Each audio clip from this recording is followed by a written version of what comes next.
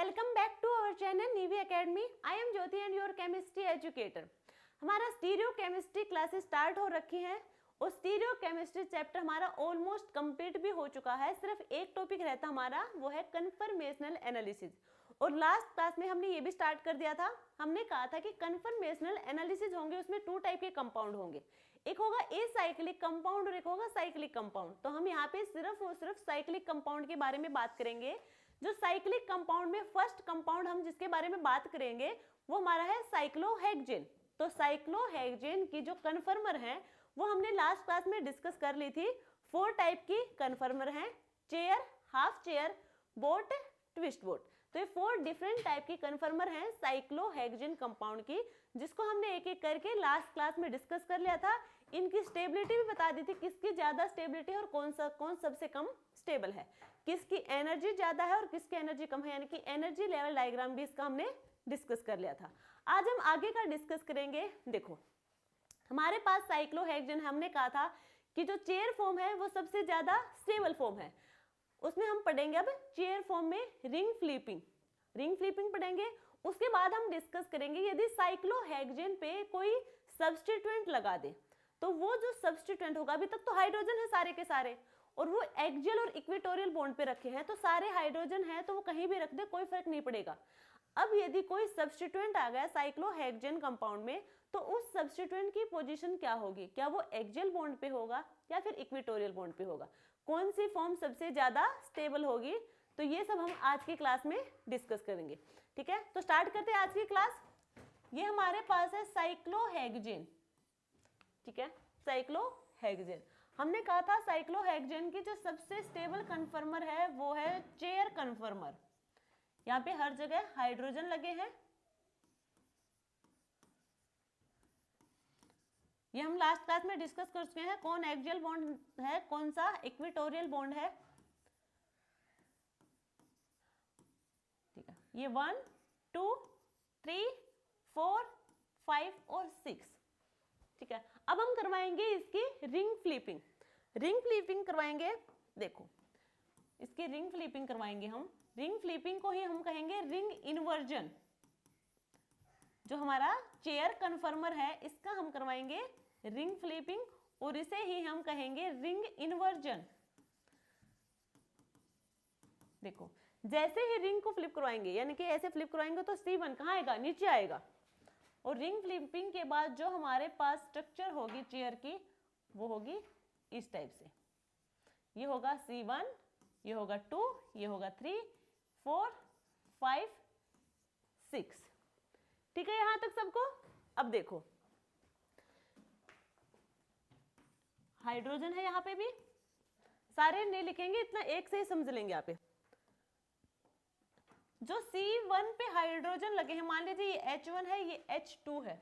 जैसे हमने ring flip करवाया, रिंग फ्लिप करवाएंगे तो क्या होगा, यहाँ पे ये H1 है, ये H2 है, ये H1 H2। अब ध्यान से देखो जो अप वाले कार्बन है, अप वाले कार्बन कौन से वो देखो पहले, C1, C5 और C3।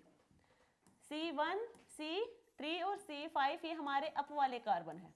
और ये जो अप वाले कार्बन है रिंग फ्लिप करवाया तो ये हमारे डाउन वाले कार्बन बन गए। डाउन कार्बन कौन से, देखो ये C1 है, डाउन वाला है, C3 भी डाउन है और C5 भी डाउन है। थोड़ी स्ट्रक्चर इस टाइप की होगी, इस टाइप की, इस टाइप की। ठीक है, तो ये क्या होंगे, हमारे डाउन हो गए। तो रिंग फ्लिपिंग के बाद क्या हुआ है, जो अप वाले कार्बन थे वो डाउन वाले कार्बन में कन्वर्ट हो गए। सेकंड बात देखो, ये हमारे पास था एक्सियल बॉन्ड। एक्सियल बॉन्ड पे था H1, यहाँ पे H1 है वो है इक्वेटोरियल बॉन्ड पे। ये इक्वेटोरियल है और ये एक्सियल है। तो यहाँ पे क्या दिखा रहा है ये कि जो एक्सियल बॉन्ड होंगे वो कन्वर्ट हो जाएंगे इक्वेटोरियल बॉन्ड में। एक्सियल बॉन्ड इक्वेटोरियल बॉन्ड में कन्वर्ट हो जाएंगे, इक्वेटोरियल बॉन्ड होंगे वो एक्सियल बॉन्ड में कन्वर्ट हो जाएंगे। 2 बातें समझ आई यहाँ पे। नेक्स्ट देखो, नेक्स्ट ये जो एक्सियल वाला बॉन्ड है, ये जो बॉन्ड है, जो अपवर्ड वाला बॉन्ड है, ये हमारा डाउनवर्ड है, H2 लगा जो इक्वेटोरियल पोजीशन पे। अप वाला बॉन्ड है वो अप पे ही रहेगा, H1 किधर है, अप, और इधर भी H1 किधर है, अप, H2 डाउन, और इधर भी H2 डाउन। तो यानी कि जो अप वाला बॉन्ड है वो अप ही रहेगा, जो डाउन वाला बॉन्ड है वो डाउन रहेगा, अप वाला बॉन्ड अप रहेगा। यहां तक समझ आया कि अप वाला बॉन्ड अप रहेगा, बट एक्सियल बॉन्ड है वो इक्वेटोरियल में कन्वर्ट हो रहा है, क्योंकि ये अप वाला एक्सियल था, ये अप वाला इक्वेटोरियल है, तो एक्सियल बॉन्ड इक्वेटोरियल में कन्वर्ट हो जाएगा, और जो अपवर्ड कार्बन है वो डाउनवर्ड कार्बन में कन्वर्ट हो जाएगा आफ्टर रिंग फ्लिपिंग। क्लियर यहां तक सबको? ठीक है। और देखो एक बात हमेशा याद रखना, मोस्टली केस में यही होगा कि जो हमारा सब्स्टिट्यूएंट होगा वो इक्वेटोरियल पोजीशन पे ज्यादा स्टेबल होगा। मोस्टली केस में, सभी में नहीं, मोस्टली केस में हमारे जो सब्स्टिट्यूएंट होगा वो इक्वेटोरियल पोजीशन पे ज्यादा स्टेबल होगा। यहां तक क्लियर है सबको, रिंग फ्लिपिंग तक? आगे देखो,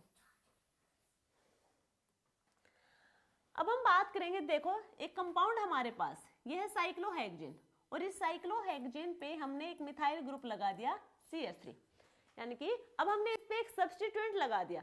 अब देखो इसकी पोजीशन क्या होगी, सबसे पहले ये देखो कि साइक्लोहेक्सेन की मोस्ट स्टेबल फॉर्म हमारी कौन सी होती है, चेयर फॉर्म। तो हम चेयर फॉर्म लिखेंगे, ये हमने बनाई चेयर फॉर्म, ये है 1 2, ठीक है, 3 4 5 6, ये फर्स्ट पोजीशन पे लगा हमारा मिथाइल सब्स्टिट्यूएंट। अब हमने मिथाइल को यहां लगा दिया, मिथाइल को हमने एक्सियल बॉन्ड पे लगा दिया। अब हमने करवाया इसका रिंग फ्लिपिंग। देखो यदि हम करवाएंगे रिंग फ्लिपिंग, रिंग फ्लिपिंग करवाई हमने, ये होगी, ये होगा अब C1 नीचे वाला, और यहां पे आएगा अब CH3, यहां पे होगा हाइड्रोजन। इनमें से कौन सा ज्यादा स्टेबल है, यहाँ पे सब्स्टिट्यूएंट लगा हमारा एक्सियल बॉन्ड पे, यहाँ पे सब्स्टिट्यूएंट लगा हमारा इक्वेटोरियल बॉन्ड पे, तो कौन सा ज्यादा स्टेबल होगा हमें वो बताना है। तो ज्यादा स्टेबल ये वाली फॉर्म होगी, क्यों होगी अभी बताएंगे, ये होगी मोर स्टेबल फॉर्म। पहले इसको देखो कि ये स्टेबल क्यों नहीं है, ये है C1, ये C3 पे लगे हैं हाइड्रोजन, और यहाँ पे भी हाइड्रोजन है, इधर भी हाइड्रोजन होगा, ठीक है। और यहाँ पे जो CH3 है, यदि हम इसे ओपन करके लिखेंगे, ये होगा हाइड्रोजन, हाइड्रोजन, और ये होगा हाइड्रोजन, ऐसे लगे होंगे ना हाइड्रोजन तो कार्बन के सराउंडिंग। अब यहाँ पे देखो ये वाला जो हाइड्रोजन और ये वाला हाइड्रोजन पास पास आ गए, दिख रहा है सबको, बहुत ज्यादा पास आ गए। पास आने की वजह से यहाँ पे इनमें क्या होगा, रिपल्शन होगा, इनमें रिपल्शन होगा, और इस रिपल्शन को नाम दिया है 1,3 डाइएक्सियल इंटरेक्शन, 1,3 डाइएक्सियल इंटरेक्शन। क्या है ये नाम, ऐसे क्यों दिया, 1,3, 1 C1 वाला, 3 पे एक हाइड्रोजन C3 वाला है, डाइएक्सियल यानी कि दोनों यहाँ पे कहाँ पे प्रेजेंट है, एक्सियल बॉन्ड पे प्रेजेंट है, इसलिए लिखा है 1,3 डाइएक्सियल इंटरेक्शन। यहाँ पे रिपल्शन हुआ क्योंकि दोनों हाइड्रोजन पास पास आए, इलेक्ट्रॉन के पास पास आएंगे तो क्या होगा, उनमें रिपल्शन क्रिएट होगा। समझ आया? तो इसकी वजह से एक तो इसकी स्टेबिलिटी कम होगी, सेकंड रीजन है इसमें, एक रीजन तो यही है 1,3 डाइएक्सियल इंटरेक्शन, जिसकी वजह से इसकी स्टेबिलिटी कम हो रही है एक्सियल बॉन्ड पे आने की वजह से। दूसरी हमारी ये होगी, ये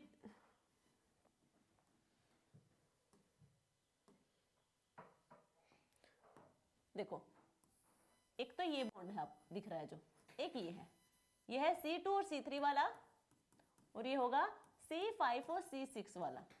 ये दोनों बॉन्ड को ध्यान से देखो, C2 C3 C5 और C6 के बॉन्ड। अब इनका देखेंगे हम, ये वाला जो ग्रुप है CH3, क्या होगा, ये इनके साथ गोची इंटरेक्शन शो करेगा। CH3 जो ग्रुप होगा ये C2 C3 bond, C5 C6 का जो बॉन्ड है इनके साथ गोची इंटरेक्शन शो करेगा। कैसा इंटरेक्शन दिखेगा, gauche interaction, like butane, like butane. ये हम लास्ट देखो, सबसे पहले बात करेंगे गोची। गोची हमने लास्ट क्लास में बात की थी कि हमने ब्यूटेन का एक स्ट्रक्चर लिया था और उसमें हमने उसकी 4 डिफरेंट फॉर्म बना के दिखाई थी न्यूमन प्रोजेक्शन में। इक्लिप्स फॉर्म बनाई थी, गोची फॉर्म बनाई थी, एंटी फॉर्म बनाई थी और इक्लिप्स की दो थी, एक पार्शियल इक्लिप्स और एक फुल इक्लिप्स। इक्लिप्स में क्या होता है कि जो एटम है एक एटम के जस्ट पीछे दूसरा एटम, यदि सेम एटम प्रेजेंट है तो फुल इक्लिप्स हो जाएगा, यदि डिफरेंट हो जाएंगे तो पार्शियल इक्लिप्स हो जाएगा। एक हमने बताया था स्टैगर्ड फॉर्म, स्टैगर्ड में एक पार्शियली एक फुली। स्टैगर्ड में एक दूसरे के पीछे एटम नहीं होंगे, यदि एक दूसरे के 180 पे यदि सेम एटम प्रेजेंट है तो वहां पे होगा फुली स्टैगर्ड, और फुली स्टैगर्ड को हम कहेंगे एंटी फॉर्म। और यदि सेम एटम थीटा यानी कि 60 डिग्री का होगा उस पे प्रेजेंट है तो वहां पे पार्शियली स्टैगर्ड होगा और वहां पे हमारा गोची इंटरेक्शन, गोची फॉर्म होगी। क्लियर? वहां पे यानी कि partially staggered gauche form, fully staggered हमारी एंटी फॉर्म होगी। और हमें पता है इन चारों फॉर्म में से जो सबसे ज्यादा स्टेबल फॉर्म है हमारी वो होगी एंटी फॉर्म, वो होगी फुली स्टैगर्ड होगा, वो फॉर्म हमारी ज्यादा स्टेबल होगी। एक बार आपको फिर से बता दें ब्यूटेन की स्ट्रक्चर बना के देखो, ये हमारा है ब्यूटेन का फिशर प्रोजेक्शन, ये तो सबको पता है। ये हमने मान लिया C1 है जिसे हम फ्रंट कार्बन मानेंगे, ये मान लिया हमने C2 है। C1 left hydrogen right hydrogen, left और राइट हाइड्रोजन, नीचे है CH3। अब सबको पता है यदि हम फिशर प्रोजेक्शन को न्यूमन में कन्वर्ट करेंगे तो इरेक्ट Y की फॉर्म में करेंगे। C2 की बात करें तो लेफ्ट और राइट दोनों साइड हमारे पास हाइड्रोजन है और यहाँ पे आएगा CH3 ये वाला। क्लियर? तो ये है फुली इक्लिप्स, ये हमने बता दिया था लास्ट क्लास में। यदि हम इसे यहाँ पे थीटा हमारा 0 डिग्री होगा, यदि हम इसे 60 डिग्री पे रोटेट करेंगे, 60 डिग्री पे रोटेट करेंगे C2 का लेको, तो CH3 यहाँ जाएगा, हाइड्रोजन यहाँ जाएगा और ये वाला यहाँ, क्योंकि इनके बीच का जो एंगल होगा यानी कि थीटा होगा वो होगा 120 का। यहाँ पे हमने कितना करवाया 60 का, तो इनके बीच में रुक जाएगा। तो ये होगा हमारे पास C1 का एजिटेज, और जो हमारा C2 है उसका देखो हाइड्रोजन कहाँ गया, इस पोजीशन पे, ये वाला हाइड्रोजन इस पोजीशन पे, और ये वाला कहाँ है, यहाँ पे। ये थी हमारी गोची फॉर्म, ये थी गोची फॉर्म। यहाँ पे क्या है, थीटा होगा यहाँ पे 60 डिग्री का, थीटा होगा 60 डिग्री का, गोची फॉर्म है। यदि ये वाला जो मिथाइल ग्रुप है 180 डिग्री यानी कि इसका 180 यहाँ पे होगा, 180 डिग्री पे होता तो वो होता फुली स्टैगर्ड यानी कि एंटी फॉर्म, जो कि सबसे ज्यादा स्टेबल होती, बट ये इससे तो अभी भी स्टेबल है। क्लियर? तो ये है गोची फॉर्म, हमने बताई किसकी, ब्यूटेन की। तो एक बार इसको ध्यान रखना कैसी स्ट्रक्चर है। अब हम इसकी बनाएंगे, देखो यहाँ पे है हाइड्रोजन, यहाँ पे हाइड्रोजन, जहां लिख नहीं रखा यानी कि वहां पे हाइड्रोजन प्रेजेंट है। मान लीजिए हमारे पास ऑब्जर्वर है यहाँ पे, तो इसे हम मानेंगे फ्रंट कार्बन और इसे मानेंगे हम बैक कार्बन। ठीक है, ये होगा बैक कार्बन, तो ये हमारा बैक कार्बन है, ये हमारा फ्रंट कार्बन है। तो फ्रंट कार्बन हमें दिख रहा है कैसा है, ये इस फॉर्म में है यानी कि इरेक्ट Y है, दिख रहा है आपको। तो इधर हमारे पास ये वाला ग्रुप लगा होगा CH2, आगे ये पूरा ग्रुप है, और राइट साइड में है हाइड्रोजन, नीचे भी क्या है, हाइड्रोजन। अब हम बात करेंगे बैक कार्बन की। बैक कार्बन है, इसको देखो, ये है, ये होगा और ये होगा, कैसा दिख रहा है ये आपको, इन्वर्टेड Y दिख रहा है इस फॉर्म में, इन्वर्टेड। तो यहाँ पे क्या होगा CH3, इधर हमारा हाइड्रोजन, इधर ये ग्रुप, यही है। अब इसको देखो, ये है, इसमें क्या है, जो सेम ग्रुप प्रेजेंट है, सेम ग्रुप प्रेजेंट है, वो इसमें जो थीटा है वो कितना होगा, 60 डिग्री का होगा, थीटा होगा 60 डिग्री का, यानी कि कौन सी फॉर्म है, ये गोची फॉर्म है, ये है गोची फॉर्म, यानी कि यहाँ पे मिथाइल का, और इसके साथ देखो कितने का है थीटा, यहाँ पे 60 डिग्री का। जो ये गोची फॉर्म है इसके साथ किसका, मिथाइल का होगा इंटरेक्शन, गोची इंटरेक्शन। तो यानी कि जो मिथाइल है इसका इन बॉन्ड के साथ होगा, इसके साथ होगा, और इस वाले बॉन्ड के साथ इंटरेक्शन होगा, गोची इंटरेक्शन। क्लियर हो यहाँ तक? तो इसलिए हमने इसका ब्यूटेन के साथ कंपैरिजन किया था, क्योंकि इसकी जो ब्यूटेन की गोची फॉर्म है वैसे ही यहाँ पे बन रही हमारी गोची फॉर्म न्यूमन प्रोजेक्शन में। क्लियर हुआ? तो यहाँ पे दो रीजन है, एक तो हमारे पास है 1,3 डाईएक्सियल इंटरेक्शन, 1,3 डाईएक्सियल इंटरेक्शन, एक तो ये रीजन है। सेकंड है गोची इंटरेक्शन। इन दो इंटरेक्शन की वजह से ये वाला जो फॉर्म है, यानी कि सब्स्टिट्यूएंट हमारा जो CH3 है वो एक्सियल बॉन्ड पे रखा है, ये हमारी लेस स्टेबल होगा, इनकी वजह से लेस स्टेबल कन्फर्मर होगी, लेस स्टेबल फॉर्म होगी। ये हमारे पास था रिंग ट्रिपिंग के बाद करवाया है। यहाँ पे जो CH3 है वो इक्वेटोरियल बॉन्ड पे आए, इक्वेटोरियल बॉन्ड पे। अब यहाँ पे देखो, यहाँ पे ये वाला हाइड्रोजन होगा, इधर ये वाला होगा सीधा तो, और इसमें होगा ये वाला, इधर होगा ये वाला, ठीक है। ये जो हाइड्रोजन दिख रहे हैं, क्या ये इसके जो हमारे 1,3 डाई एक्सियल इंटरेक्शन करवाएंगे? तो यहाँ पे नहीं करवाएंगे, क्योंकि ये इनके पास में नहीं हाइड्रोजन, हाइड्रोजन की क्या होगी पोजीशन, दूर होगी, तो यहाँ पे 1,3 डाई एक्सियल इंटरेक्शन नहीं होगा। सेकंड देखो, ये बॉन्ड है, क्या CH3 इन वाले बॉन्ड के साथ गोची इंटरेक्शन करेगा? नहीं करेगा, क्योंकि अब ये एंटी फॉर्म में प्रेजेंट है। किसके? एंटी फॉर्म में प्रेजेंट है, तो यहाँ पे गोची इंटरेक्शन नहीं होगा। तो इसलिए हम कहेंगे कि जो हमारा सब्स्टिट्यूएंट लगा है वो इक्वेटोरियल पोजीशन पे ज्यादा स्टेबल होगा as compare to axial bond. तो इक्वेटोरियल पोजीशन हमारी ज्यादा स्टेबल है। बट हर कंपाउंड में ऐसा हो कि वो इक्वेटोरियल पोजीशन पे सब्स्टिट्यूएंट लगे, ये भी जरूरी नहीं है। कोई कोई ऐसे कंपाउंड भी होंगे जहां पे हमारे एक्सियल बॉन्ड पे सब्स्टिट्यूएंट ज्यादा स्टेबल होंगे, ठीक है। तो अब हम बात कर लेते हैं एक बार प्रेफरेंस की।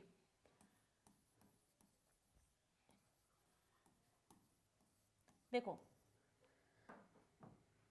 क्या है, हम किस पोजीशन पे रखेंगे?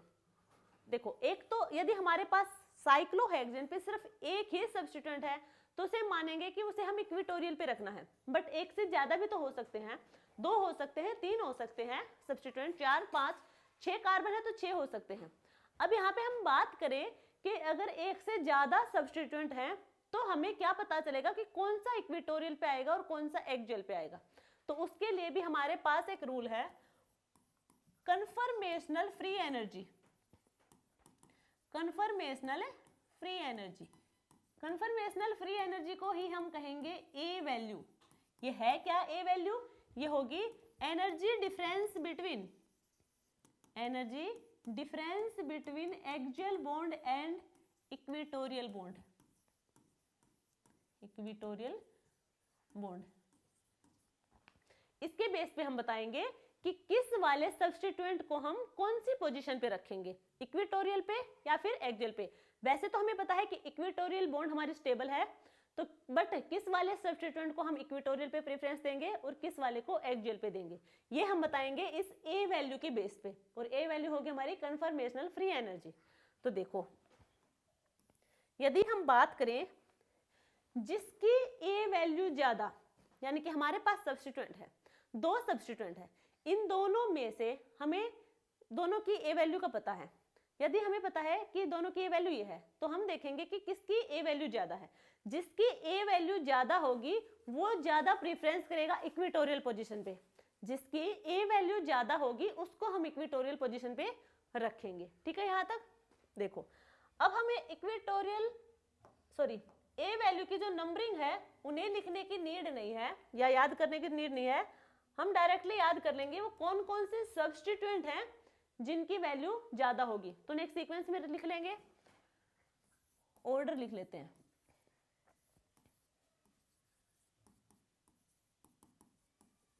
वैल्यू याद रखने की जरूरत है नहीं। देखो,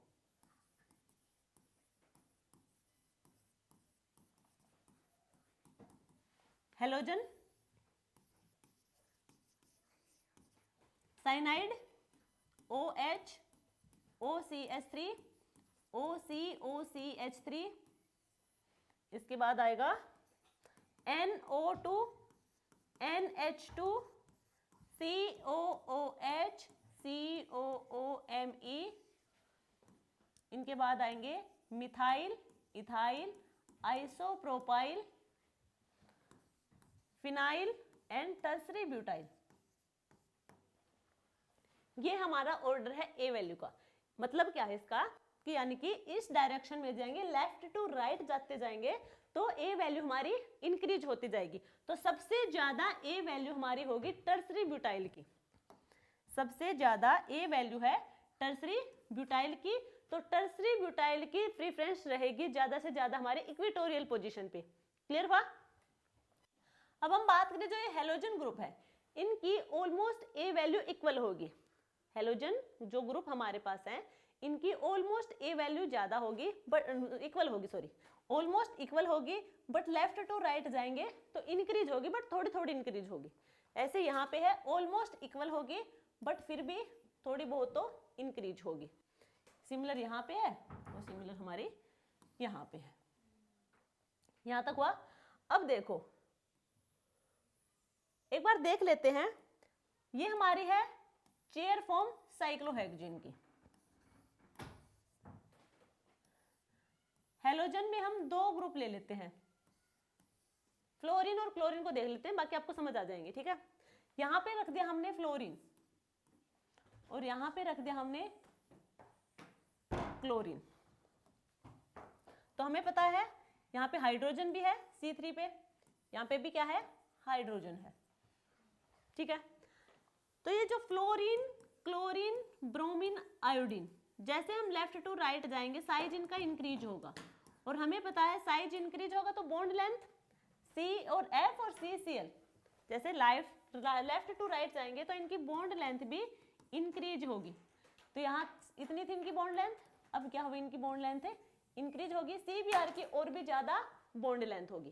ठीक है, यहाँ पे तो इनमें क्या होगा, इंटरेक्शन तो होगा, 1,3 डाईएक्सियल इंटरेक्शन होगा, यहाँ पे भी होगा, बट क्या होगा बॉन्ड लेंथ ज्यादा होने की वजह से ऑलमोस्ट सिमिलर ही रहे, सेम ही होगा यहाँ पे इंटरेक्शन, बट वहां पे थोड़ा सा ज्यादा होगा। ठीक है, तो इंटरेक्शन होगा तो एक्सियल बॉन्ड की बजाय ये इक्वेटोरियल बॉन्ड पे जाना प्रेफरेंस करेंगे। वैसे ही CN होगा। अब हम बात करें जैसे कि OH की,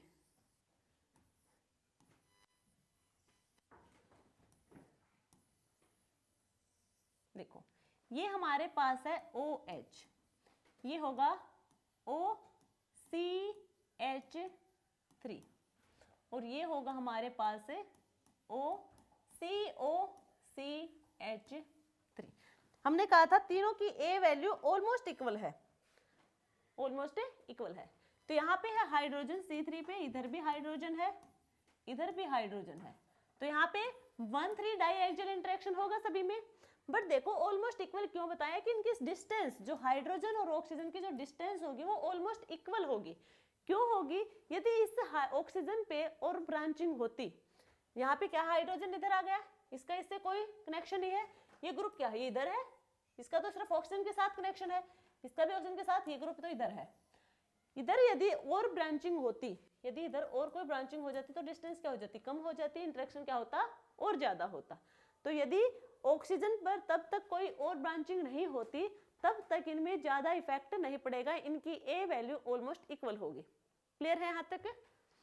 हाँ, तो बाकी जो हम ये दिखा रहे हैं कि वैल्यू इक्वल है, बट यहाँ पे इक्वेटोरियल पोजीशन को ज्यादा प्रेफरेंस देंगे क्योंकि यहाँ पे 1,3 डाईएक्सियल इंटरेक्शन भी हो रहा है। अब हम बात करें जैसे कि मिथाइल, इथाइल और आइसोप्रोपाइल की, एक ये हमारे पास है,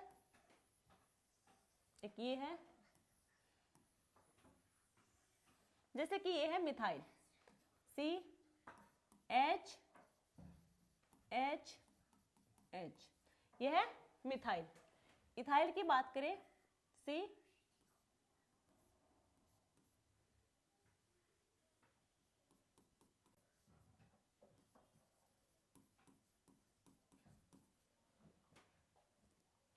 CH3 आएगा यहाँ पे,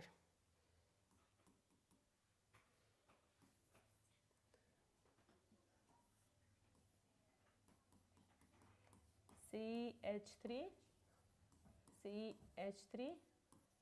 हाइड्रोजन, यहाँ पे भी क्या होगा, हाइड्रोजन, यहाँ पे भी हाइड्रोजन होगा और यहाँ पे भी हाइड्रोजन होगा।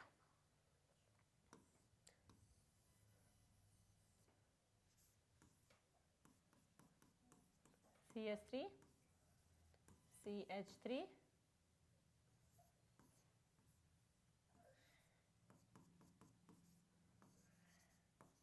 और और यहाँ पे क्या है हाइड्रोजन। इन सबको ध्यान से देखो। अब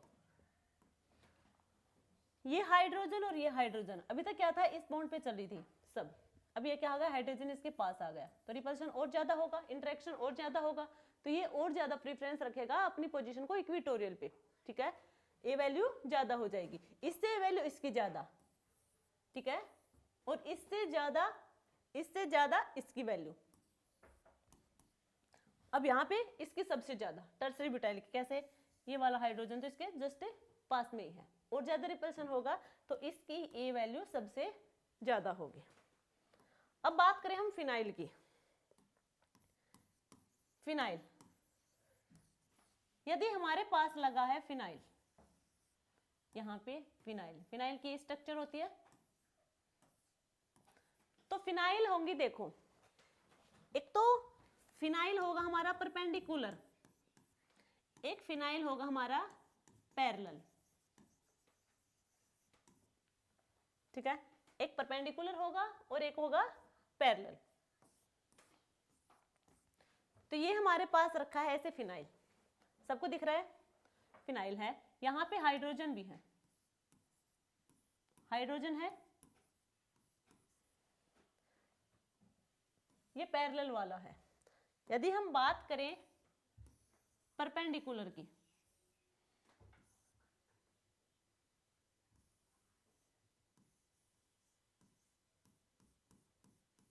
यह है परपेंडिकुलर वाला, यहाँ पे हाइड्रोजन, यहाँ पे हाइड्रोजन और हाइड्रोजन में क्या होगा, डिस्टेंस कम, तो यहाँ पे इंटरेक्शन ज्यादा होगा, यानी कि रिपल्सन ज्यादा होगा, और यहाँ पे डिस्टेंस हो जाएगी ज्यादा इसके कंपैरिजन में, तो यहाँ पे क्या हो जाएगा, हमारा इंटरेक्शन होगा, बल्कि ये जो इंटरेक्शन होगा ये हमारा मिथाइल ग्रुप से भी कम होगा, ये जो इंटरेक्शन होगा ये मिथाइल ग्रुप से भी कम होगा। कैसे होगा, देखो यहाँ पे तो मिथाइल से ज्यादा होगा क्योंकि डिस्टेंस ज्यादा है। एक बार मिथाइल वाला फिर से बना ले हम, ये है यहाँ पे हाइड्रोजन हाइड्रोजन हाइड्रोजन, और ये वाला देखो, इनकी डिस्टेंस भी क्या है, कम है, बट इनकी डिस्टेंस यहाँ से ज्यादा होगी, क्यों होगी, देखो ये फिनाइल ऐसे लगा है, पैरेलल में ऐसे लगा है, यदि ऐसे लगा है और इसे हमने क्या कर दिया, यहाँ पे ये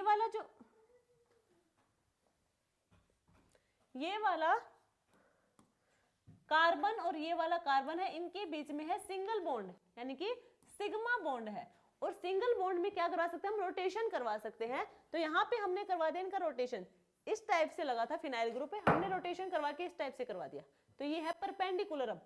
अब एक तो इस टाइप से था, यहाँ पे हाइड्रोजन थे तो डिस्टेंस कम हो रही थी, अब इस टाइप से होगी तो डिस्टेंस क्या हो जाएगी, ज्यादा हो जाएगी, इंटरेक्शन इनसे कम होगा, तो इंटरेक्शन कम होगा तो ए वैल्यू भी कम होगी, तो हमारे क्या हुआ, इनकी प्रेफरेंस ज्यादा रहेगी, हमारे जो पैरेलल में है इक्वेटोरियल पे ज्यादा होगी, ठीक है, और परपेंडिकुलर वाले से तो इसकी भी प्रेफरेंस पहले रहेगी इक्वेटोरियल पोजीशन पे। क्लियर हो यहाँ तक सबको। अब हम मॉलिक्यूल्स के बारे में बात करेंगे, उनकी पोजीशन देखेंगे। देखो सबसे पहले हमारे पास एक मॉलिक्यूल है, कंपाउंड है मेंथोल। मेंथोल हमें नाम भी दे सकते हैं, जरूरी नहीं है कि डायरेक्टली हमें स्ट्रक्चर दे, नाम दे सकते हैं, नाम से ध्यान रखो। ये होगा मेंथोल का स्ट्रक्चर, यहाँ पे एक हमारे पास होगा मिथाइल ग्रुप, वो होगा above the plane, third position पे होगा हमारे पास OH, एंड ये होगा इधर आइसोप्रोपाइल बिलो द प्लेन। तो ये है मेंथोल का स्ट्रक्चर। अब इसके हमें पता है साइक्लोहेक्सेन, साइक्लोहेक्सेन की स्टेबल फॉर्म है चेयर, तो ये हमने इसकी चेयर फॉर्म बनाई। अब हमें इनकी पोजीशन करनी है, ये जो हमें सब्स्टिट्यूएंट लगे हैं मिथाइल हाइड्रोक्सिल ग्रुप और आइसोप्रोपाइल, इनकी हमें पोजीशन देखनी है, क्या ये एक्सियल पे होंगे या फिर इक्वेटोरियल पे होंगे। तो देखो दो कन्फर्मर बनेंगे, क्योंकि हम एक रिंग फ्लिपिंग करवा के भी तो बनाएंगे ना, तो उनमें देखेंगे सबसे ज्यादा स्टेबल कौन सा है। तो यहाँ पे CH3 हमारा अबोव द प्लेन कर दिया, एक छोड़ के सेकंड थर्ड पे हमारा है इधर OH अबोव द प्लेन, और ये हमारा होगा बिलो द प्लेन, यानी कि नीचे की साइड। क्लियर है यहां तक सबको, ठीक है। इसे हम रिंग फ्लिप करवा के बनाएंगे तो हमारे पास होगी ये वाली स्ट्रक्चर,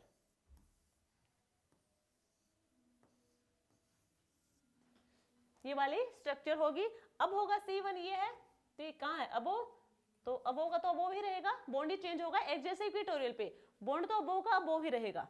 नेक्स्ट हमारा है इस पे अबो OH third position, fourth way ये कहाँ है बिलो, ये होगा इधर।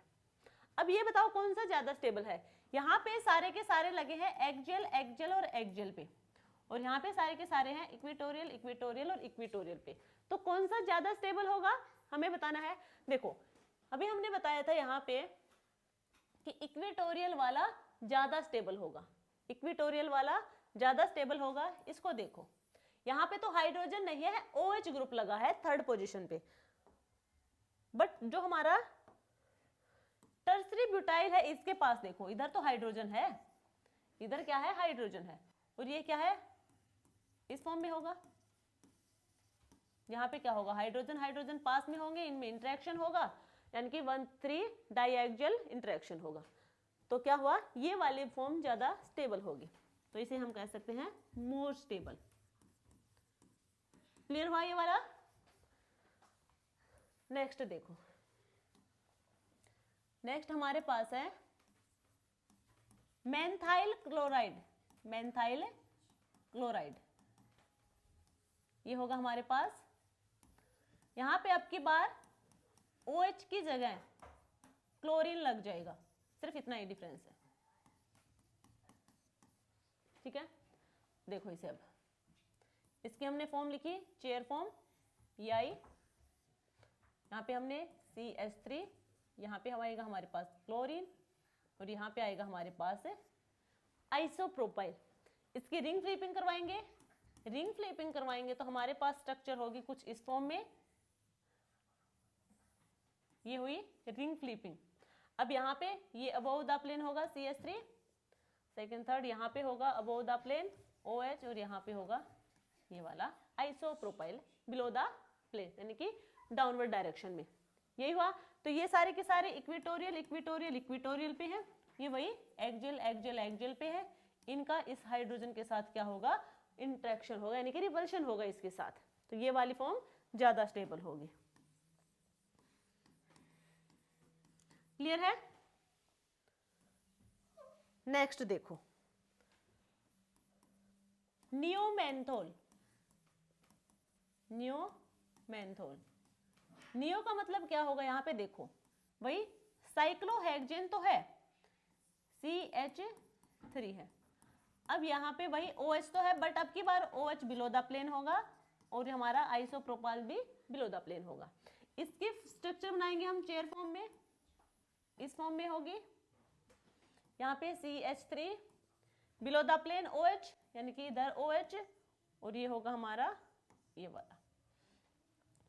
यदि हम इसके पास अब क्या करवाएंगे रिंग फ्लिपिंग करवाएंगे, रिंग फ्लिपिंग करवाएंगे तो ये होगी हमारी,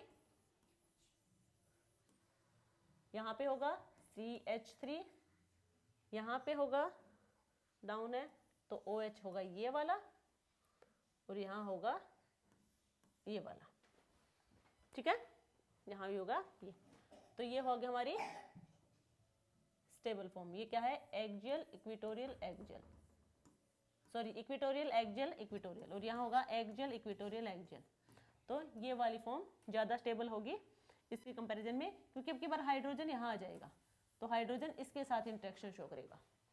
क्लियर हुआ ये वाला पॉइंट, ठीक है। तो मोस्ट स्टेबल फॉर्म हमारी ये है।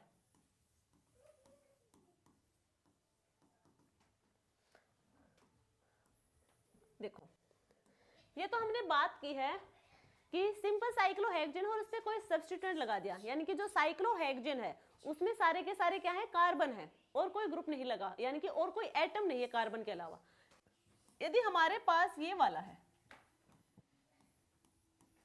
ये वाला कंपाउंड है, यहाँ पे हमने एक कार्बन की जगह ऑक्सीजन को रख दिया, तब देखो स्ट्रक्चर तो इसकी भी वही चेयर फॉर्म होगी सबसे ज्यादा स्टेबल, तो वो हम बनाएंगे, ये होगी इसकी चेयर फॉर्म,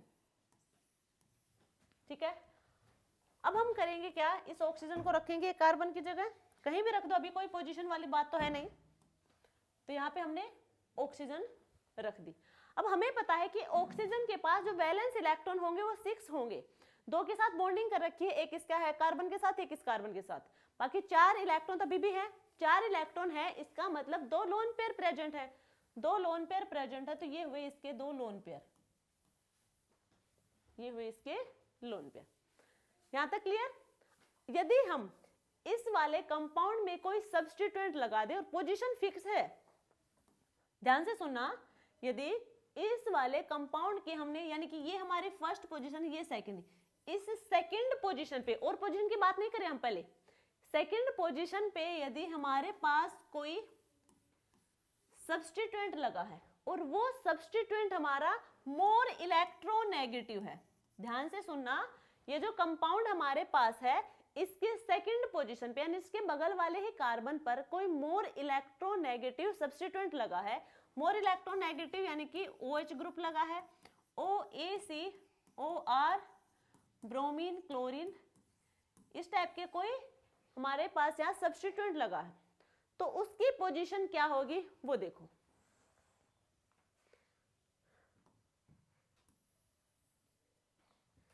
ये था हमारे पास, ठीक है, यहाँ ये फर्स्ट पोजीशन है, ये सेकंड, सेकंड पे हम कोई सब्स्टिट्यूएंट लगाएंगे, तो देखो इसके दो फॉर्म पहले बना लेते हैं हम।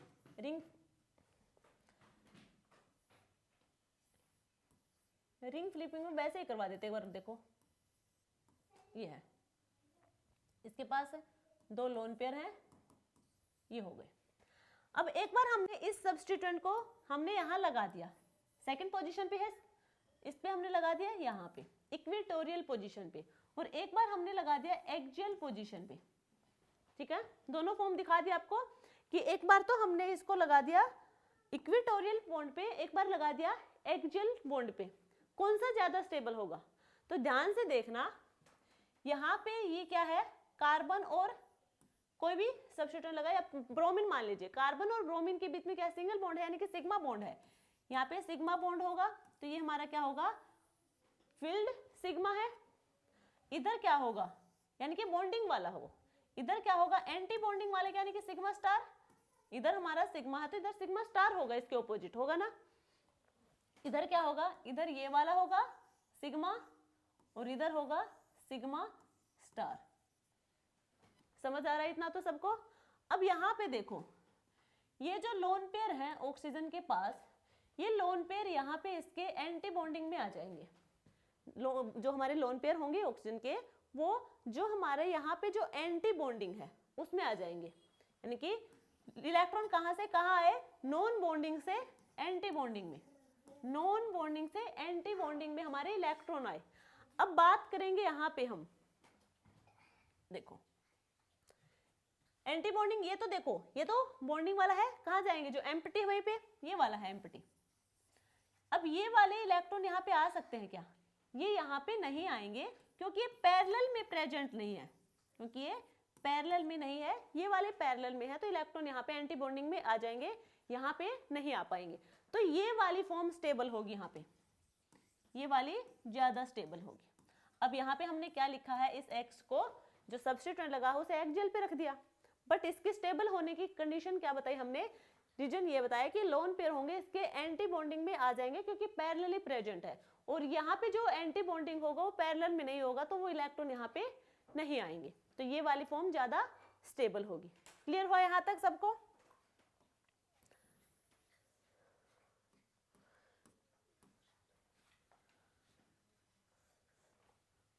यदि हमारे पास नाइट्रोजन प्रेजेंट है, यहाँ पे नाइट्रोजन प्रेजेंट है, ठीक है, तो इसके पास भी लोन पेयर तो होंगे। अभी हमने ऑक्सीजन की बात की, हम नाइट्रोजन की बात कर रहे हैं, इसकी भी फॉर्म क्या बनाएंगे हम, चेयर फॉर्म बनाएंगे, क्योंकि चेयर फॉर्म ही सबसे ज्यादा स्टेबल फॉर्म है। तो देखो यहाँ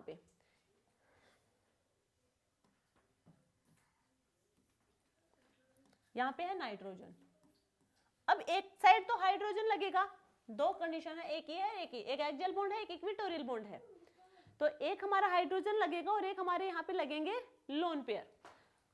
तो देखो जो एक्सियल बॉन्ड है वहां पे लोन पेयर लगेंगे, और जो इक्वेटोरियल बॉन्ड है वहां पे हमारा एटम लगेगा। एक्सियल बॉन्ड पे लोन पेयर लगेंगे और इक्वेटोरियल बॉन्ड पे एटम लगेगा, ठीक है, इस फॉर्म में। यदि यहाँ पे हमारे पास मिथाइल ग्रुप होता, मान लीजिए यहाँ पे मिथाइल ग्रुप है तो कैसे होती वो देखो, यहाँ पे नाइट्रोजन है, यहाँ पे लोन पेयर है, यहाँ पे मिथाइल ग्रुप है, यहाँ पे मिथाइल ग्रुप है। तो यहाँ पे एटम को हमने इक्वेटोरियल पोजीशन पे ही प्रेफरेंस दी है, लोन पेयर को एक्सियल पे दिया है, क्योंकि यहाँ पे सामने यदि कोई सब्स्टिट्यूएंट प्रेजेंट होगा जैसे ऑक्सीजन में था, उसके एंटी बॉन्डिंग में भी चले जाएंगे। साथ में ये वाला CH3 है, यदि एक्सियल पे होता तो हमें पता है इस वाले हाइड्रोजन के साथ हमारा क्या करता, 1,3 डाइएक्सियल इंटरेक्शन करता, जिससे वो क्या हो जाता, लेस स्टेबल हो जाता। तो ये इक्वेटोरियल बॉन्ड पे आएगा, लोन पेयर हमारा एक्सियल बॉन्ड पे आएगा, क्योंकि यदि इसके सामने कोई सब्स्टिट्यूएंट लगा होगा इलेक्ट्रोनेगेटिव वाला, उसके एंटी बॉन्डिंग में इलेक्ट्रॉन अपने डाल देगा और इलेक्ट्रॉन जाएंगे नॉन बॉन्डिंग से एंटी बॉन्डिंग में, N से सिग्मा स्टार तक। क्लियर है यहां तक सबको?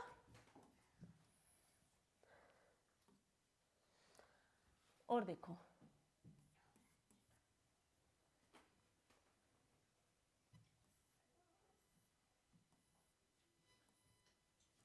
और जो ये हमारा इफेक्ट है, ये जो लोन पेयर जाएंगे इसमें, ये जो इफेक्ट कहलाएगा, ये इफेक्ट कहलाएगा हमारा एनोमेरिक इफेक्ट, एनोमेरिक इफेक्ट। यदि ऑक्सीजन हमारे पास है, ऑक्सीजन के साइड में कोई एक सब्स्टिट्यूएंट लगा है जो मोर इलेक्ट्रोनेगेटिव है, तो वो हमारे जो सब्स्टिट्यूएंट होगा वो एक्सियल बॉन्ड पे होगा, क्योंकि वहां पे एनोमेरिक इफेक्ट हो रहा है, ऑक्सीजन के लोन पेयर उसके एंटी बॉन्डिंग में जा रहे हैं। क्लियर है?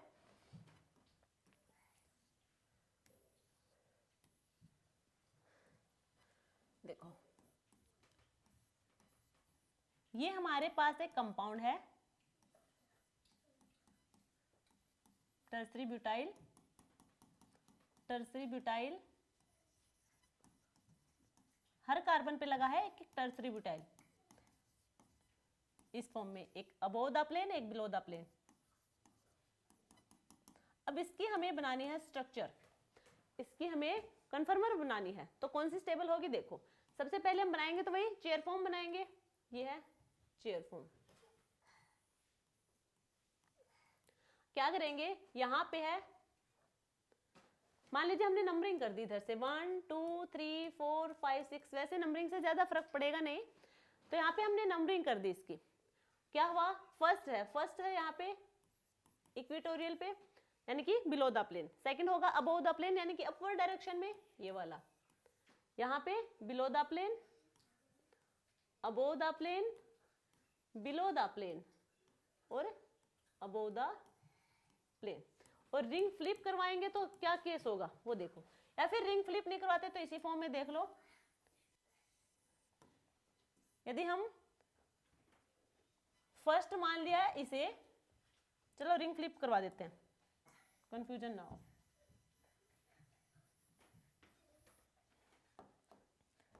ये हमने करवा दी रिंग फ्लिप,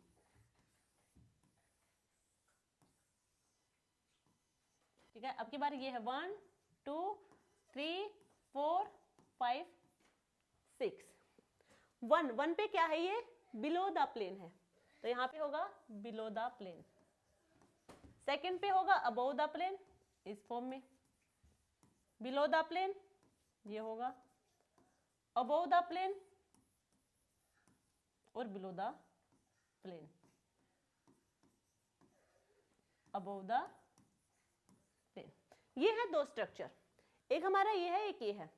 अब देखो ध्यान से देखना, हमने क्या कहा था कि जो टर्सरी ब्यूटाइल है इसकी ए वैल्यू, यानी कि मैक्सिमम ए वैल्यू है यहाँ पे, टर्सरी ब्यूटाइल की ए वैल्यू सबसे ज्यादा, और जिसकी ए वैल्यू सबसे ज्यादा उसको हम प्रेफरेंस सबसे ज्यादा देंगे कि वो इक्वेटोरियल पोजीशन पे हो।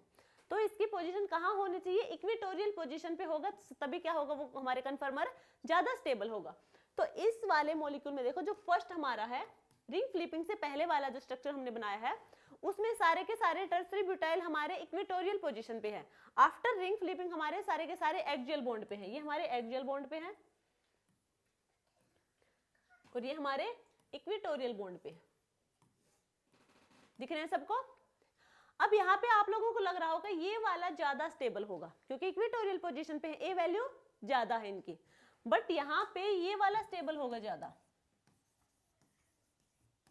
जो एक्सियल बॉन्ड पे रखे गए हमारे टर्सरी ब्यूटाइल वो ज्यादा स्टेबल होंगे। क्यों होंगे? देखो, सबसे पहले ये स्टेबल क्यों नहीं है? अब इनकी स्ट्रक्चर सबको पता है कितनी बड़ी है, कितना स्ट्रक्चर, कितना बड़ा मॉलिक्यूल है। इनके बीच में यहाँ पे क्या होगा? रिपल्शन होगा। यहाँ पे होगा रिपल्शन। क्यों होगा? क्योंकि यहाँ पे स्पेस कम हो जाएगा। देखो, एक को हम ओपन करके लिख देते हैं।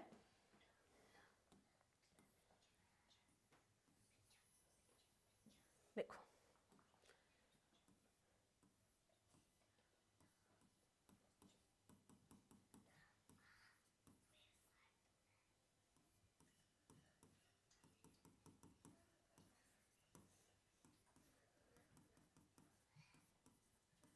यही होगा, यही होगा ना।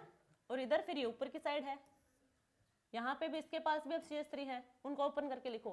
क्या दिख रहा है यहाँ आपको? यहाँ पे डिस्टेंस बहुत बहुत कम है, डिस्टेंस बहुत कम है, मॉलिक्यूल आपस में बहुत पास में है, तो यहाँ पे रिपल्सन बहुत ज्यादा होगा। यहाँ पे रिपल्सन बहुत ज्यादा होगा। रिपल्सन ज्यादा होने की वजह से ये कम स्टेबल होगा।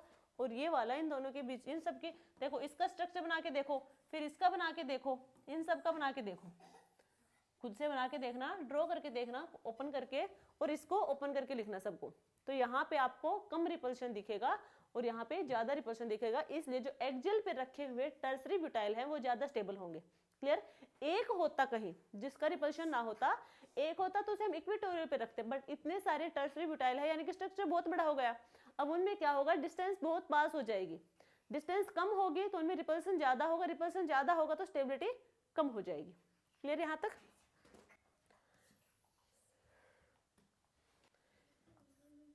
हमारे पास ये एक मॉलिक्यूल है,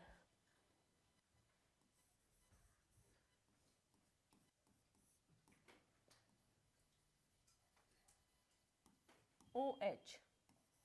OH ये हमारे पास एक मॉलिक्यूल है।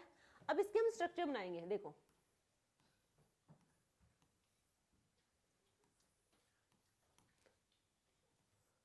इसको हमने फर्स्ट, सेकंड, थर्ड मान लिया।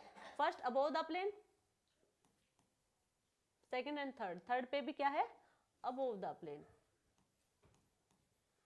और यदि हम रिंग फ्लिप करवाएंगे, रिंग फ्लिप करवाएंगे तो ये होगी, ये होगा फर्स्ट, और फर्स्ट पे क्या है? अबोव द प्लेन, यानी कि इधर। सेकंड, थर्ड, थर्ड पे क्या है? ये वाला। एक हमारे पास ये स्ट्रक्चर है और एक हमारे पास ये स्ट्रक्चर है। इनमें से ज्यादा स्टेबल कौन सा होगा? हमने तो कहा था जिसकी ये वैल्यू ज्यादा होती चली जाएगी वो हमारा इक्वेटोरियल पोजीशन पे होगा। बट इन्हें ध्यान से देखो, यहाँ पे इन दोनों के बीच में क्या आप लोगों को हाइड्रोजन बॉन्डिंग दिख रही है? यहाँ पे होगी हाइड्रोजन बॉन्डिंग। हाइड्रोजन बॉन्डिंग की वजह से ये वाला कंपाउंड या फिर ये वाले स्ट्रक्चर हमारी ज्यादा स्टेबल होगी। यहाँ पे हाइड्रोजन बॉन्डिंग नहीं होगी और यहाँ पे होगी हाइड्रोजन बॉन्डिंग। हाइड्रोजन बॉन्डिंग की जैसे ज्यादा स्टेबल होगी एक्सियल पोजीशन पे। क्लियर है यहाँ पे? तो ये वाला मोर स्टेबल होगा। यदि हमारे पास कंपाउंड है ये, चलो हमने वो लिया था, दोनों अबोव द प्लेन लिया था, सिस फॉर्म ली थी। अब की बार हम एक ट्रांस फॉर्म ले लेते हैं, ये वाली। ठीक है, अब इसकी हम चेयर फॉर्म बनाते हैं। ये इसकी चेयर फॉर्म है। फर्स्ट अबोव द प्लेन है, सेकंड एंड थर्ड, थर्ड हमारा होगा बिलो द प्लेन। यदि रिंग फ्लिप करवाएंगे तो हमें मिलेगा फर्स्ट हमारा above the plane, second and third, third होगा बिलो द प्लेन, ये वाला। तो ये देखो, ये है एक्सियल और इक्वेटोरियल, और ये क्या है? इक्वेटोरियल और एक्सियल। क्या दोनों में कोई चेंज है? एक ही कन्फर्मर है, एक्सियल इक्वेटोरियल। एक OH हमारा एक्सियल पे है, एक इक्वेटोरियल पे। यहाँ पे भी एक एक्सियल पे और एक इक्वेटोरियल पे, तो एक ही कन्फर्मेशन है, अलग अलग कन्फर्मेशन नहीं है। ये बिल्कुल सही है, यही आएगा हमारा। नेक्स्ट होगा हमारे पास है ये कंपाउंड, हमारे पास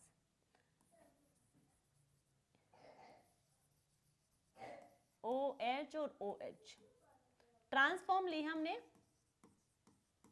देखो,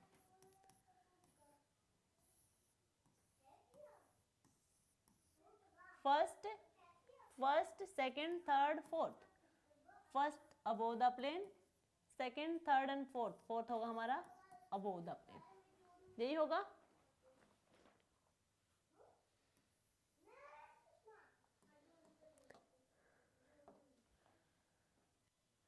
और यदि हम इसका ले सिस फॉर्म, OH और ये होगा OH, एक अबोव द प्लेन एक बिलो द प्लेन, ये होगी chair form above the plane और एक होगा बिलो द प्लेन। देखो इसका हम रिंग फ्लिप करवाएंगे, ये किस में है, एक्सियल पे है, ये है इक्वेटोरियल पे। तो ये क्या है, एक एक्सियल पे है एक इक्वेटोरियल पे है, दोनों सेम सब्स्टिट्यूएंट है, OH ग्रुप लगे हैं, एक एक्सियल पे एक इक्वेटोरियल पे। यदि इसका हम रिंग फ्लिप करवा दें, रिंग फ्लिप करवा देंगे तो कोई फर्क नहीं पड़ेगा, अब की बार ये इक्वेटोरियल पे चला जाएगा और ये वाला एक्सियल पे, तो यहाँ पे बनेगा वो होगा इक्वेटोरियल एक्सियल, यानी कि सेम कन्फर्मर है। तो हमारी सेम कन्फर्मर है, एक ही कन्फर्मर है, वही स्टेबल होगी। अब ये वाला देखो, ये है axial axial axial axial, second इसका हम रिंग फ्लिप करवाएंगे तो इक्वेटोरियल इक्वेटोरियल वही बनेगा। अब ध्यान से देखो, हमने चेयर के अलावा और भी पढ़े थे कन्फर्मर, यदि हम इसे ट्विस्ट करवा दे थोड़ा, यदि हम इसे थोड़ा ट्विस्ट करवा दें,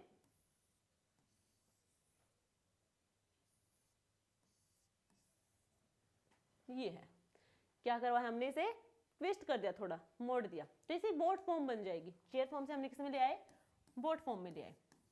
ये हमारा C1 है, 2 है, 3 है, 4 है और 1 और 4 पे ही लगे हमारे OH ग्रुप, ये होगा, दोनों सेम साइड है।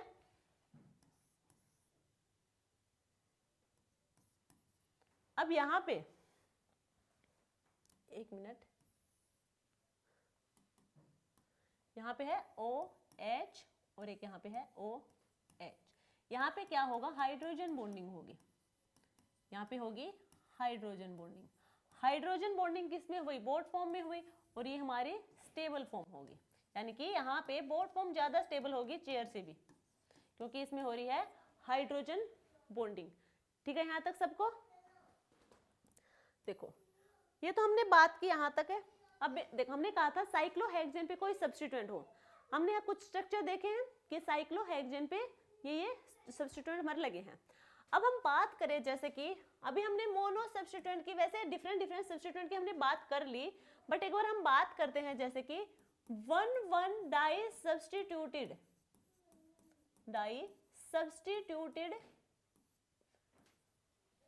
साइक्लोहेक्सेन। ठीक है, ये हमारे पास साइक्लोहेक्सेन है 1,1 यानी कि एक ही पर, और वो भी हमने क्या है, सेम ले लिए, दोनों यहाँ पे सब्स्टिट्यूएंट हमारे सेम है।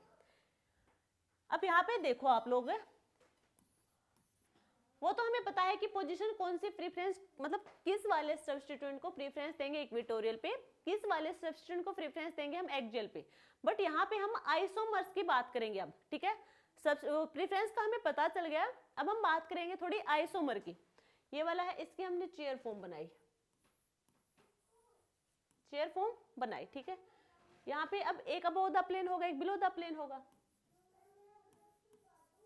तो इसके कहीं भी बना लो सेम ही बनेगा, तो ये स्ट्रक्चर इसकी स्टेबल है। रिंग फ्लिप करवाएंगे, वहां भी एक सब्स्टिट्यूएंट हमारा अबोव द प्लेन रहेगा, एक बिलो द प्लेन रहेगा, तो ये तो है 1,1 डाई सब्स्टिट्यूटेड। अब हम बात करेंगे 1,2 डाई सब्स्टिट्यूटेड की। 1,2 डाई सब्स्टिट्यूटेड साइक्लोहेक्सेन, देखो ये हमारे पास है, एक हमने ले, दोनों सेम ही ले लिया, अब की बार भी डिफरेंट वाले हम बाद में बताएंगे, पहले हम बात करें हैं सेम की। ये दोनों सेम है हमारे पास, इनकी हमने बनाई chair form above the plane. मान लीजिए, एक मिनट, सेम है, ये हमने इसकी सिस फॉर्म ले ली और एक लेंगे इसकी ट्रांसफॉर्म, ये है इसकी ट्रांसफॉर्म। देखो अब अबोव द प्लेन है, फर्स्ट एंड सेकंड पे अबोव द प्लेन, ये होगा अबोव द प्लेन। क्लियर है, एक्सियल और है इक्वेटोरियल। रिंग फ्लिप करवाएंगे तो वहां पे भी क्या बनेगा, इक्वेटोरियल और एक्सियल, यही बनेगा रिंग फ्लिप करवाने के बाद। तो मान लीजिए ये हमारे पास है फर्स्ट स्ट्रक्चर और ये जो बनेगी रिंग फ्लिपिंग के बाद वो बनेगी सेकंड स्ट्रक्चर। अब हम बात करेंगे सिस की। इसकी हमने ये देखो चेयर फॉर्म बनी, अबो और है बिलो। रिंग फ्लिप करवाएंगे, यहाँ पे है एक्सियल और एक्सियल, रिंग फ्लिप करवाएंगे तो इसमें बनेगा फर्स्ट ये होगा आपकी बार अबो और सेकंड ये बिलो। यहाँ पे हुआ है इक्वेटोरियल और इक्वेटोरियल, इसका भी हम रिंग फ्लिप करवा देते हैं। रिंग फ्लिप के बाद होगी ये वाली फर्स्ट अबो और सेकंड भी अबो, ये होगी। ये सेकंड स्ट्रक्चर हुआ है, ये थर्ड स्ट्रक्चर है और ये है फोर्थ स्ट्रक्चर। आइसोमर्स हम बाद में बताएंगे, पहले ये बताओ कि इन चारों स्ट्रक्चर में से सबसे ज्यादा स्टेबल कौन है। फर्स्ट है, सेकंड है, थर्ड है एंड फोर्थ है। इन चारों स्ट्रक्चर में से सबसे ज्यादा स्टेबल कौन सा है हमें वो बताना है। तो सबसे ज्यादा स्टेबल हमें पता है कि हम इक्वेटोरियल पोजीशन वाले को ज्यादा प्रेफरेंस देते हैं, ठीक है। तो इक्वेटोरियल और इक्वेटोरियल यानी कि दोनों इक्वेटोरियल पे हैं, तो यहाँ पे ये ज्यादा स्टेबल होगा, यानी कि फोर्थ वाला स्ट्रक्चर हमारा सबसे ज्यादा स्टेबल होगा। अब हम बात करें इसके बाद कौन सा स्टेबल है, इसके बाद है फर्स्ट। फर्स्ट एंड सेकंड दोनों इक्वल हैं, दोनों किस पे हैं, एक एक्सियल पे एक इक्वेटोरियल पे, और सब्स्टिट्यूएंट क्या है सेम है। डिफरेंट होते तो भी हम बात करते हैं, यहाँ पे सेम सब्स्टिट्यूएंट है और पोजीशन भी क्या है सेम है। तो सेकंड पोजीशन होगी हमारी स्टेबिलिटी में फर्स्ट एंड सेकंड की, क्योंकि दोनों इक्वल हैं। सबसे कम स्टेबल होगा हमारा थर्ड वाला स्ट्रक्चर, यहाँ पे है एक्सियल और एक्सियल, क्योंकि यहाँ पे इसके साथ 1 3 डायएक्सियल का और एक हमारा क्या होगा, यहाँ पे इंटरेक्शन रिपल्शन ज्यादा होगा। तो समझ आया कौन सा ज्यादा स्टेबल है। तो बताया हमने स्टेबिलिटी, आइसोमर्स के बारे में बात नहीं की, अभी स्टेबिलिटी के बारे में बात कर ली, कौन सा ज्यादा स्टेबल होगा चारों के चारों स्ट्रक्चर में। क्या हम कह सकते हैं कि यहाँ पे जो हमने सिस और ट्रांस फॉर्म ली है, जो आइसोमर्स होंगे हमारे यहाँ पे, क्या वो 4 आइसोमर है, फर्स्ट सेकंड थर्ड फॉर्म 4 यही आइसोमर बनेंगे? तो बिल्कुल नहीं, यहाँ पे 4 आइसोमर नहीं बनेंगे, यहाँ पे 3 आइसोमर बनेंगे। देखो सबसे पहले हम सिस की बात कर लेते हैं। सिस में क्या है, दोनों सेम डायरेक्शन में होंगे, सेम है तो हम दोनों को इक्वेटोरियल ले लेते हैं, सेम। अच्छा अबोव द, एक मिनट, ये है सिस, ये है सिस 1 2 मिथाइल, और ये होगा मिथाइल। इसका मिरर इमेज बनाएंगे हम।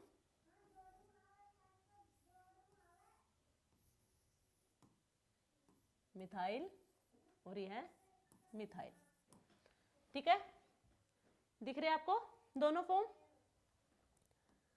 यदि हम बात करें एक दोनों के, एक दूसरे के क्या है, ये मिरर इमेज है, एक दूसरे की मिरर इमेज है, तो क्या ये सुपर इम्पोजेबल होंगे? यदि ये सुपर इम्पोजेबल हो गई तो ये आइडेंटिकल होंगे, ये आइडेंटिकल होंगे।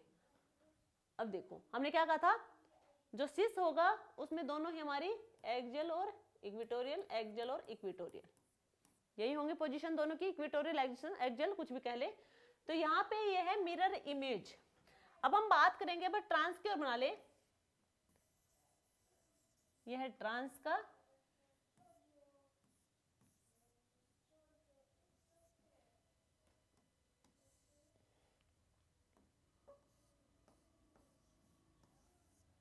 ये है, ठीक है, ये है ट्रांस का दूसरा।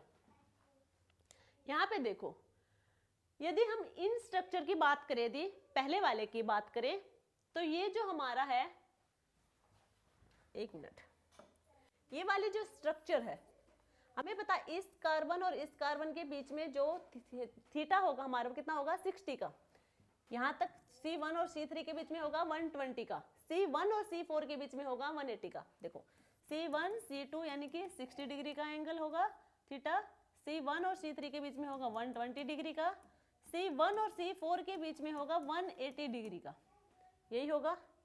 एक बार इसे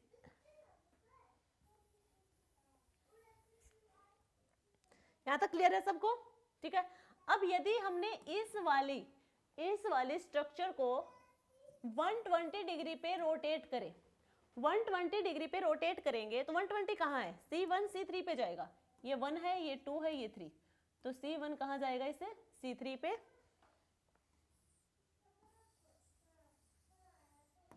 ये होगा C1, अब ये होगा 2, ये होगा 3, ये होगा 4, 5, 6, यही होगा। अब 1 पे हमारा किधर है मिथाइल, अबोव द प्लेन है, तो यहाँ पे होगा अबोव द प्लेन, ये वाला यही होगा। सेकंड पे भी क्या है, अबोव द प्लेन, तो ये होगा अबोव द प्लेन। यदि हम 180 पे करवा दे डायरेक्ट तो चलो 180 पे करवा देते हैं, क्योंकि यहाँ पे है, सॉरी रिंग फ्लिप भी तो करवानी है। अब इसके हम करवा देंगे रिंग फ्लिपिंग। ये हमने 120 पे रोटेट करवाया, समझ आया। 120 पे रोटेट करवाएंगे यानी कि C1 और C3 पे जाएगा। C1 और C3 के बीच का जो थीटा होगा वो होगा 120 का, तो ये हो 120, तो C1 यहाँ जाएगा 2 और 3। यहाँ तक क्लियर हुआ स्ट्रक्चर। अब हम यहाँ पे इसकी रिंग फ्लिपिंग करवा दे, यदि इसकी रिंग फ्लिपिंग करवा दे, जैसे ही इसकी हम रिंग फ्लिपिंग करवाएंगे,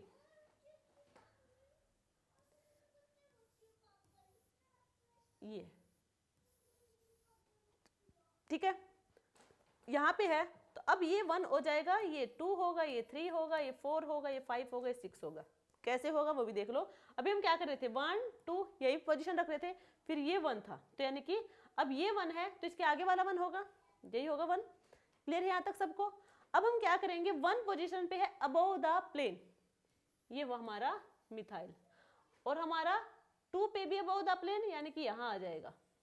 अब इस वाले स्ट्रक्चर को और इस वाले स्ट्रक्चर को ध्यान से देखो, मिरर इमेज है ये इसकी। ये जो स्ट्रक्चर हमारा है ये यही दिख रहा है आप लोगों को। यदि इसे उठा के ऐसे और इस पे रखें तो सुपर इम्पोजेबल होगा, तो ये है सुपर इम्पोजेबल एक दूसरे के, और एक दूसरे की मिरर इमेज है, मिरर इमेज भी है, तो सुपर इम्पोजेबल मिरर इमेज है दोनों स्ट्रक्चर। तो ये होंगे हमारे आइडेंटिकल, ये होंगे आइडेंटिकल, यानी कि ये दोनों स्ट्रक्चर आइडेंटिकल है, एक ही कन्फर्मर है, एक ही सॉरी आइसोमर है। क्या है, जो हमारा सिस फॉर्म है, सिस आइसोमर है, वहां पे सिर्फ एक आइसोमर की फॉर्मेशन होगी। तो सिस में होगी एक की, ट्रांस में 2 की होंगी, वो करके देख लेना, वो सुपर इम्पोजेबल नहीं होंगे। करके भी दिखा देते हैं, देखो देख, ये है ट्रांसफॉर्म। ट्रांस क्या होती है, एक अबोव द प्लेन और एक बिलो द प्लेन।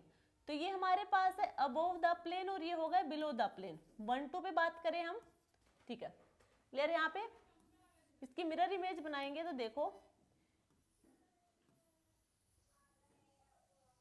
ये होगी मिरर इमेज, ठीक है। अब इसको हम रोटेट करवाएं, यदि हम इसे रोटेट करवाएं, मान लीजिए इसे हम रोटेट करवा दें 180 120 किसी पे भी रोटेट करवाएंगे, तो यहाँ पे एक्सियल है, या फिर हम कहीं इसका रिंग फ्लिपिंग करवाएं तो वो इक्वेटोरियल पे आएगा, इक्वेटोरियल और इक्वेटोरियल पे आएगा, ठीक है। तो यहाँ पे इक्वेटोरियल और ये होगा एक्सियल। तो क्या वो एक दूसरे को सुपर इम्पोजेबल कर पाएंगे, बिल्कुल नहीं कर पाएंगे। तो ये दोनों आइसोमर अलग अलग होंगे। यहाँ पे ट्रांस फॉर्म में 2 आइसोमर है, सिस फॉर्म में 1 आइसोमर है। यदि हम बात करें टोटल आइसोमर की, तो टोटल होंगे हमारे 3 आइसोमर, टोटल होंगे 3 आइसोमर। कब होंगे, जब दोनों सब्स्टिट्यूएंट हमारे फर्स्ट एंड सेकंड पोजीशन पे लगे हैं और दोनों सब्स्टिट्यूएंट सेम है, तब हमारे टोटल आइसोमर 3 होंगे, सिस का 1 और ट्रांस के 2। ये हमारे पास एक कंपाउंड है, 1 और 3 की बात करेंगे हम बात करेंगे 1,3 डाई सब्स्टिट्यूटेड, ये है 3 पे मिथाइल, ये मिथाइल। तो ये है सिस फॉर्म और ये है ट्रांसफॉर्म मिथाइल, और ये है बिलो द प्लेन मिथाइल। तो ये आप लोगों के लिए HW आपको खुद करना है। ये लास्ट वाले क्वेश्चन को देखते हुए यहाँ पे वही सिस और ट्रांस दो फॉर्म हमने दी हैं। सिस और ट्रांस के टोटल आइसोमर्स कितने बनेंगे, ये है सेम में। यदि हम बात करें डिफरेंट में, तो डिफरेंट वाला समझाने की नीड नहीं है। 1 2 में भी देखो, उसी में बता दिया हम एक बार। जो हमारा 1 2 है, यहां पे है 1 2, यदि 1 2 यदि 2 पे हम एक इथाइल लगा दे, तो यहाँ पे जो सिस फॉर्म थी हमारी, सिस फॉर्म ने हमने क्या किया था, रिंग फ्लिप करके यहाँ पे मिथाइल और मिथाइल ये हो गया था। देखो अब यहाँ पे हमने सेकंड पे लगा दिया इथाइल, यहाँ पे लगाया इथाइल। अब क्या होगा, यहाँ पे सेकंड पोजीशन पे इथाइल है तो यहाँ पे होगा इथाइल। सेकंड पोजीशन पे इथाइल है तो यहाँ पे आया इथाइल, क्या यहाँ पे इथाइल, और यहाँ पे मिरर इमेज में इथाइल है यहाँ पे। अब ऐसे उठा के यहाँ रखेंगे तो देखो ऊपर कौन है, इथाइल, यहाँ पे मिथाइल है, नीचे है मिथाइल, मिथाइल का यहाँ इथाइल है, तो यहाँ पे सुपर इम्पोजेबल नहीं होंगे। तो जो हमारे 1 2 डाई सब्स्टिट्यूटेड साइक्लोहेक्सेन, जहाँ पे दोनों सब्स्टिट्यूएंट सेम है तो वहाँ पे 3 आइसोमर होंगे, यदि दोनों सब्स्टिट्यूएंट डिफरेंट है तो वहाँ पे 4 आइसोमर होंगे। क्लियर यहाँ तक। अब ये वाला जो कंपाउंड है, ये इसमें भी वही बात है, आप खुद से ट्राई करना। एक बार तो आप ये केस लेके चलना कि दोनों हमारे सिमिलर हैं, दोनों सब्स्टिट्यूएंट सिमिलर है 1 3 पोजीशन पे, और एक बार मान लेना कि 3 पोजीशन पे इथाइल ग्रुप लगा, इथाइल ग्रुप लगा है, तो इनकी स्ट्रक्चर बना के देखना कि कौन सी ज्यादा स्टेबल होगी। फिर इनमें देखो, सबसे पहले इनके स्ट्रक्चर बनाना आपको चेयर फॉर्म, फिर आपको चेक करना है कि स्टेबिलिटी कितने स्ट्रक्चर बनेंगे, 4 स्ट्रक्चर बनेंगे, उन चारों में से ज्यादा स्टेबल कौन सी स्ट्रक्चर है वो चेक करनी है। उसके बाद आपको देखने हैं कि यहाँ पे आइसोमर्स कितने बनेंगे, ठीक है, टोटल आइसोमर्स सिस और ट्रांस के कितने होंगे। तो ये थी हमारी आज की क्लास। आई होप आप लोगों को आज की क्लास अच्छी लगी होगी। यदि वीडियो आपको अच्छी लगे तो लाइक शेयर एंड सब्सक्राइब करना। मिलते हैं एक नई क्लास के साथ, तब तक के लिए थैंक यू।